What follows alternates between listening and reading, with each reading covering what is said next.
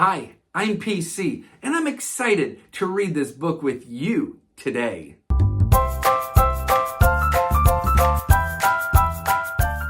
The book I have for you today is called Rhythm and Blues, and it talks about bullies. Bullies are not nice people. They hurt our feelings and make us feel sad, or sometimes make us feel angry. And this book will help teach us how to do the right thing when we have felt wronged. I don't like bullies very much. I know a few kids at my school who are being bullies. Hi, Fred. I'm really sorry that there are bullies at your school. Yeah, me too. Would you like to talk about what the bullies did? Well, I was over by the swings during playtime, and I had just gotten a playground ball, my favorite color blue, and one of the kids from school took the ball from me. I could understand that would be frustrating. How did it make you feel? I had a lot of emotions. First, I was scared. It happened so fast, I didn't know what to do. Then I felt sad. I had wanted to play with that playground ball and waited all day, and then it was gone. And last, I got real angry, and I was mad that they took the ball and were being bullies. What did you do first when you began to feel very angry? Well, first I wanted to cry, and then I wanted to yell real loud. I was just so angry. Bullies have a way of causing us to feel a lot of different emotions, all at the same time, and that can be very confusing. That's why it's very important that when we deal with bullies, we talk to a teacher at school, or we go home and talk to our parents. You can even talk to a pastor at church. They will help you understand and how to handle your emotions, and what to do the next time a bully tries to pick on you or make you feel angry or sad. I did tell a teacher right away, and then when I got home, I let my mom and dad know. But I wish there was a book to help us learn about how to deal and handle bullies. I like books. Great news, Fred! There is a book to help teach us all about bullies and how to do the right thing when we have felt wronged. It's called Rhythm and Blues. Should we sing our book song? I think we should. It goes something like this. Look, there's a book. Look, there's a book. Every time I see a book, I want to take a peek. Let's dive into Rhythm and Blues right now.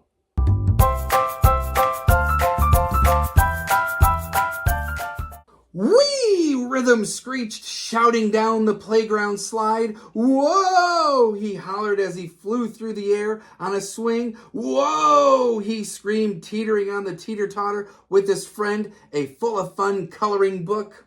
He played with an alphabet book, too, but he talked real strange.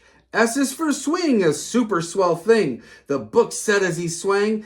T is for tree, terrific to see, he recited as he walked by a tree. The book was so busy practicing his alphabet that he never gave Rhythm a chance to say anything. There they are in the swings. Swings are so much fun. Let's turn the page.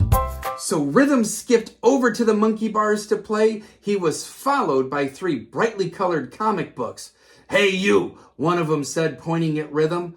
Who, me? Rhythm asked, trying to be polite as he hung from the monkey bars. I got a riddle for you, the comic book said, winking at his 2 friends. What's funnier looking than a monkey hanging on monkey bars? Rhythm replied, I don't know. You monkey face! All the comic books burst out laughing, and he started chanting, Monkey face from outer space, don't you know you're out of place? That hurt Rhythm's feelings. He hung his head as he got down from the bars, and he went to another part of the park. Those comic books were not being very nice to Rhythm at all, and look how sad he looks. Bullies are not very nice. Let's turn the page. He saw a couple of encyclopedias playing on the merry-go-round and hoped they would ask him to play with them. "You can jump on if you can tell us how many feet make a mile complete," called out one of the know-it-all encyclopedias. Rhythm knew a mile was very, very long, but he had no idea exactly how long. Feeling embarrassed, he walked away with his shoulders slumped. Look how sad Rhythm's face is becoming. He's not having any fun at the park. I enjoy going on the merry-go-round. What is one of your favorite parts of the playground? But it's time to turn the page. Then he came back to the teeter-totters, where an overweight dictionary sat.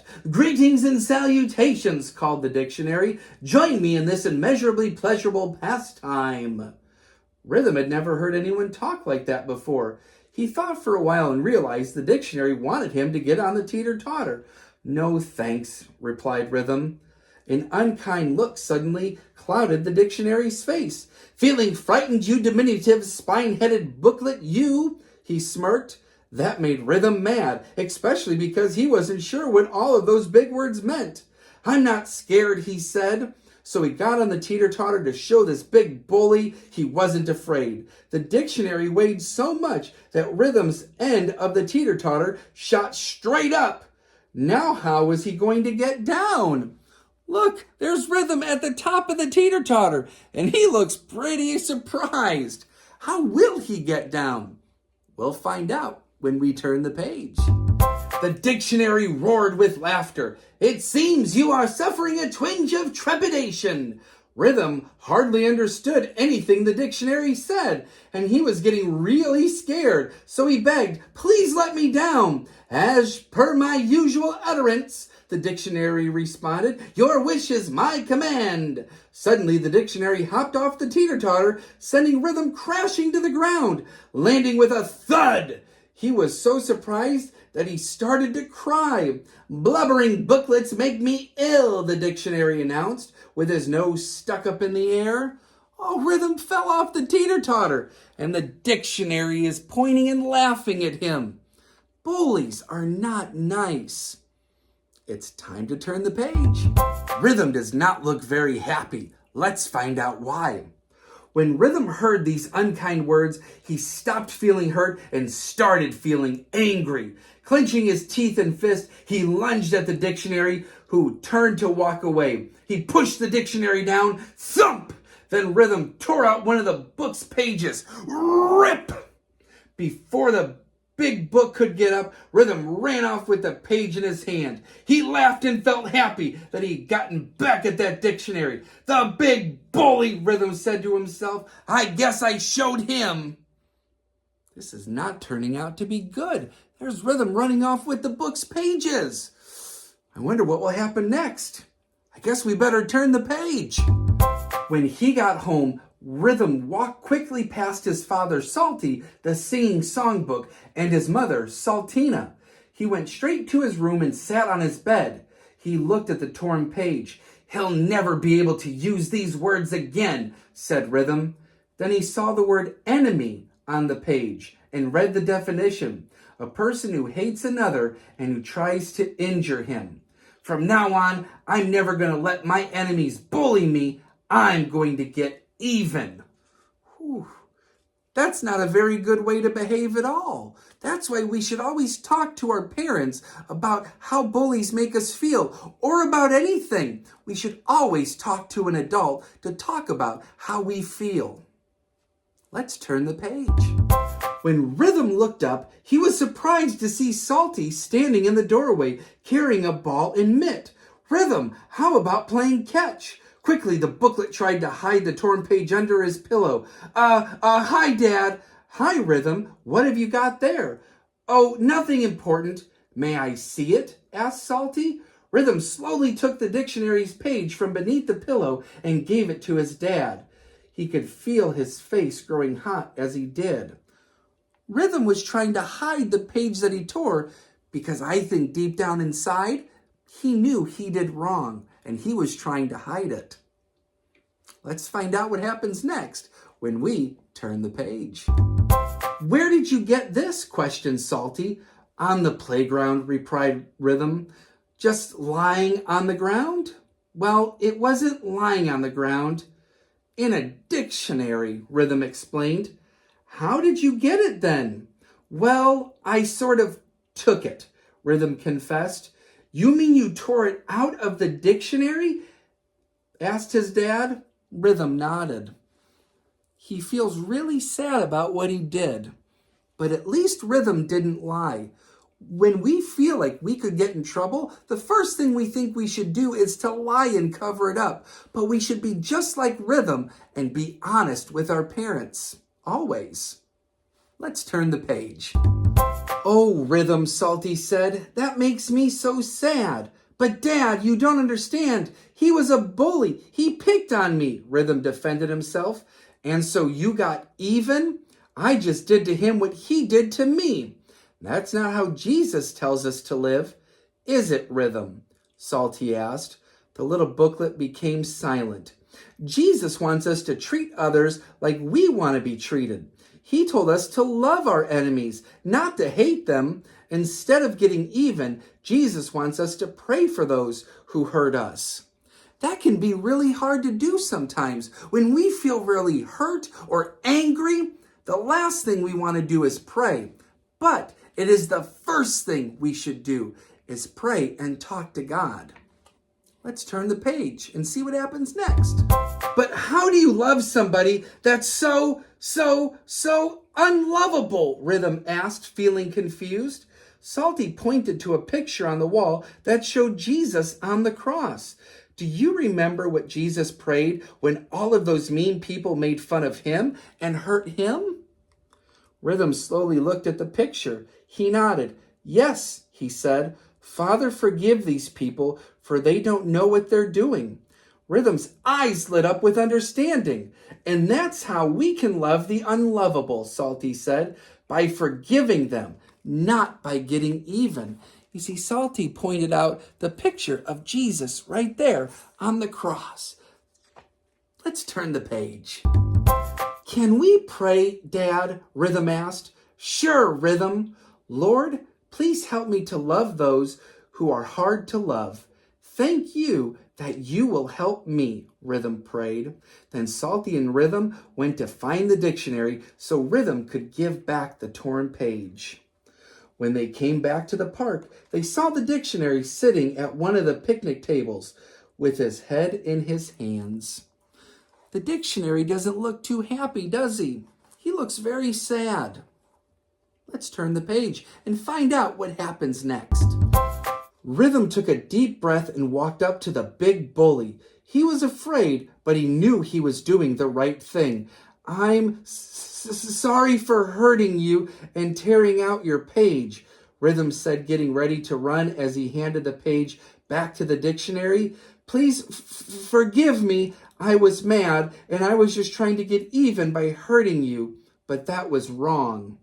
To Rhythm's surprise, the dictionary didn't hit him or even act mad. The big book just sat there looking hurt. Finally, the dictionary said, I'm sorry too. I acted like a big bully and used words I knew you didn't understand because you're not a dictionary. Will you forgive me? Yes, Rhythm answered. I forgive you too, the dictionary offered. Then Rhythm gently placed the page back into the dictionary. See, sometimes saying sorry and forgiving others is exactly what we need to do. You see, he was the bully first, but then Rhythm became the bully, but they forgave each other. And that's what Jesus teaches us, to forgive everyone. Let's turn the page.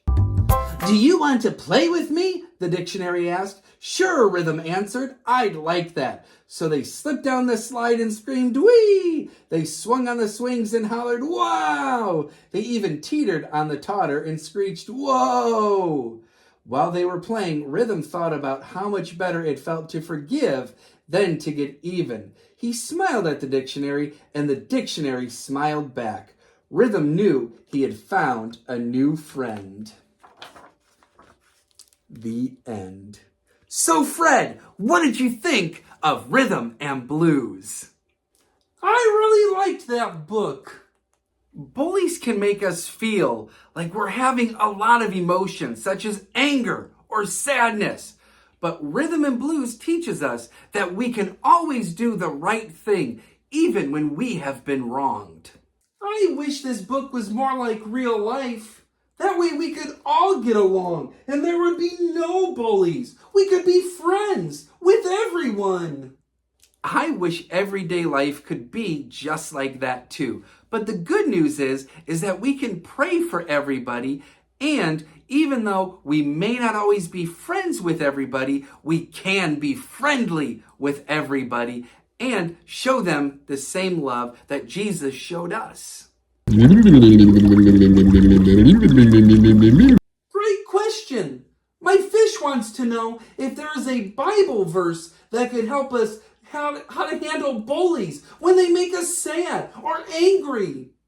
There sure is a Bible verse that will help teach us how to handle bullies. It's from the New Testament, and the book is Mark chapter 12, 31. And it says this.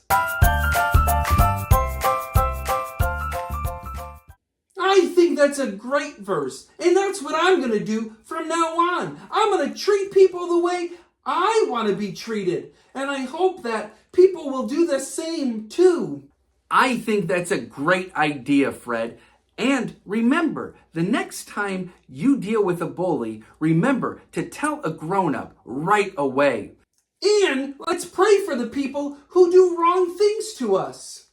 Exactly. I had so much fun reading this book with you today. I hope you learned something, and you'll be excited to come back for the next time we read a new book. And until then, take care. Bye.